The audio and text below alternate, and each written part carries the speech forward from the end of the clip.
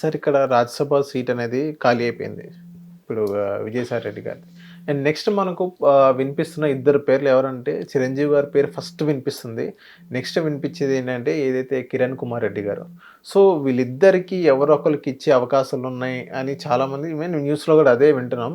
నిజంగా కిరణ్ కుమార్ రెడ్డి గారు అయితే మాజీ సీఎం తీసుకుంటారు. అండ్ ఇక్కడ క్వెషన్ ఏంటంటే చిరంజీవి గారికి ఆ సిట్యుయేషన్ ఆ టైం వస్తే చిరంజీవి గారు తీసుకుంటారా సార్? అంటే ఇక్కడ ఒకటండి, వీళ్ళిద్దరి మధ్యనే గనక చాయిస్ తీసుకోవాలి అంటే ఖచ్చితంగా కిరణ్ కుమార్ రెడ్డి గారికి ఇస్తారనేటువంటిది నేను అనుకుంటున్నాను ప్రస్తుతానికి. ఎందుకంటే రాజ్యసభ సీట్లు అనేవి ఇప్పుడుతో అయిపోయాయి కాదు.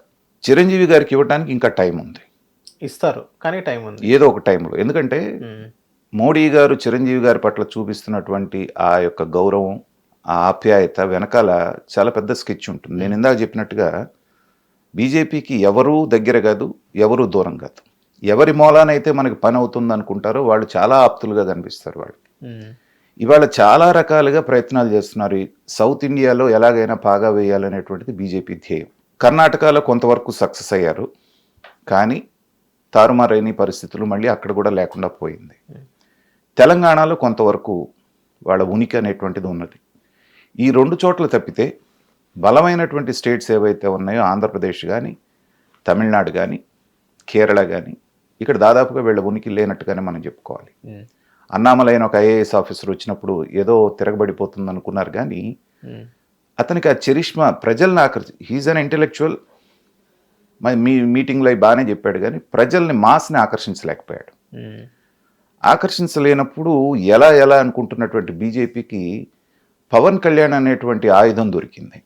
ఆయన ఎప్పుడైతే సనాతన ధర్మ పరిరక్షణకి ఒక పరిషత్ లాంటిది కావాలని ఒక డిమాండ్ పెట్టాడో, ఫ్యూచర్లో వాళ్ళకి కావాల్సినటువంటి ఒక ఆయుధం ఈ సౌత్ ఇండియన్ స్టేట్స్ని మొత్తాన్ని కవర్ చేయడానికి కావాల్సిన ఒక పదునైన ఆయుధం పవన్ కళ్యాణ్ గారి రూపంలో వాళ్ళకి కళ్ళ ముందుకు వచ్చింది. అలాగే పవన్ కళ్యాణ్ గారి ఫోర్స్తో పాటుగా చిరంజీవి అనేటువంటి ఫోర్స్, ఎందుకంటే వీళ్ళిద్దరు బ్రదర్స్, వాళ్ళిద్దరి మధ్యన ఎంత కార్డియల్ రిలేషన్ ఉందో మనకి తెలుసు. అన్న కోసం ఏం చేయడానికైనా తమ్ముడు సిద్ధంగా ఉన్నాడు, తమ్ముడు కోసం ఏం చేయడానికైనా అన్నగారు సిద్ధంగా ఉన్నారు. సో ముఖ్యంగా తెలంగాణ, ఆంధ్రప్రదేశ్, కర్ణాటక అండ్ తమిళనాడు, ఈ 4 రాష్ట్రాల్లో వీళ్ళకి మంచి పట్టు ఫ్యాన్ బేస్ ఉంది. సో ఇన్స్టెంట్గా వీళ్ళు ఒక మీటింగ్ పెడితే కొన్ని వేలల్లో లక్షల్లో వచ్చేటువంటి అవకాశం ఉంది. కాబట్టి ఫ్యూచర్లో కనుక వీళ్ళని ప్రయోగించి, రేపు తమిళనాడు ఎలక్షన్స్ దగ్గరలో రాబోతున్నాయి, వచ్చినప్పుడు చేయటానికి ముందుగానే ప్రిపేర్ చేస్తున్నారు అనేటువంటిది ఒకటి కనపడుతోంది. ఎందుకంటే పవన్ కళ్యాణ్ గారికి ఇచ్చేటువంటి ప్రాధాన్యత, చిరంజీవి గారికి ఇచ్చేటువంటి గౌరవం చూసి. అయితే ఇప్పుడు ఇంత త్వరగా చేస్తారని నేను అనుకోవట్లేదు. చిరంజీవి గారికి ఆఫర్ చేస్తారని కానీ, చిరంజీవి గారు యాక్సెప్ట్ చేస్తారని కానీ.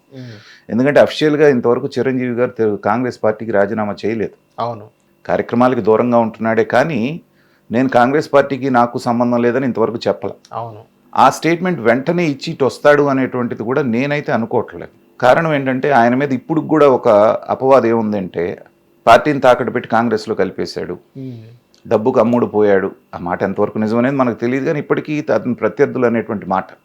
మళ్ళీ ఇప్పుడు వెంటనే బీజేపీ తోటి డైరెక్ట్ సపోర్ట్తో ఇచ్చిన పదవి తీసుకున్నాడు అంటే ఏంటంటే కొంత అతని యొక్క క్రెడిబిలిటీకి ఇబ్బంది వచ్చేటువంటి పరిస్థితి ఉంది. కాబట్టి వాళ్ళు ఆఫర్ చేసినా కూడా నాకు ఉద్దేశంలో వాళ్ళు చెయ్యరు, చేసినా సున్నితంగా తిరస్కరిస్తాడని నేను అనుకుంటున్నాను. ఓకే, అవసరమైతే పవన్ కళ్యాణ్ గారిని ముందు పెట్టి ఆ వెళ్ళిన సభలకి ఈయన కూడా అటెండ్ అయ్యి కొన్ని చోట్ల మీరు చేయండి అని చెప్పేసి సపోర్ట్ చేస్తారే కానీ డైరెక్ట్గా తీసుకుంటారని అయితే నేను అనుకోవట్లేదు. ఓకే, కానీ బీజేపీ వ్యూహం అయితే ఏంటంటే ఖచ్చితంగా ఈ అన్నదమ్ముల ఇద్దరిని ఈ సౌత్ ఇండియన్ స్టేట్లో ఇప్పట్లో వాళ్ళకి అంతకు మించిన నాయకులు కానీ అంది వచ్చే నాయకులు ఎవరికి కనపడట్లేదు.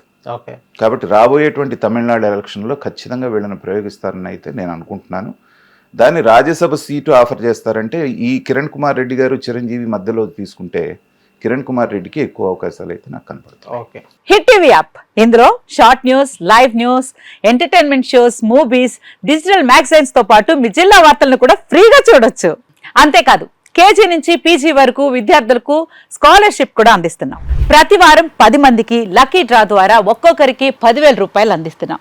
ఇంకెందుకు ఆలస్యం, వెంటనే హిట్ టీవీ యాప్ ని డౌన్లోడ్ చేసుకుని ఫ్రీగా ఎంటర్టైన్మెంట్ పొందండి. Hit TV app. Hit TV app.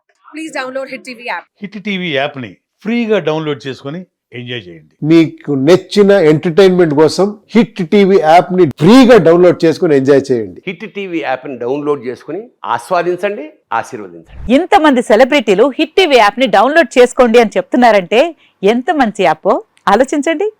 America America America అమెరికాలో చదవాలనుకునే వాళ్ళకి విశ్వసనీయమైన పేరు మన శౌర్య కన్సల్టెన్సీ. UK లో 1 year masters. UK లో 1 year masters. 2 years work permit up to 5 years visa. Contact Saurya Consultancy. Contact 89851 89851.